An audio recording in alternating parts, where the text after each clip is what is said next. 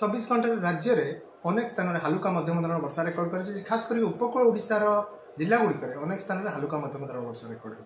सर्वाधिक वर्षा आमर ढेंकानाल जिलार हिंदोल ठारे 47 मिलिमीटर रेकर्ड कर आमर भुवन ठारे 27 मिलिमीटर वर्षा रेकर्ड होती देखा आमर उभय ट्विन सिटी में हालुका वर्षा रेकर्ड होती भुवनेश्वर 5.1 मिलिमीटर रेकर्ड होता बेले कटक 3.8 मिलिमीटर वर्षा रेकर्ड कर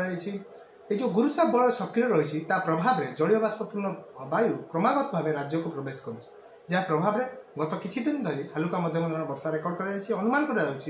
23 और 24 यार प्रभाव सामान्य अधिक रतकाली केत अंचल वर्षा रही कि 23 और 24 तारिख में अधिक तार सक्रियता वृद्धि हेतु वायु चलाचल में परिवर्तन और प्रभाव में आम उपकूल ओडिशा समेत पाख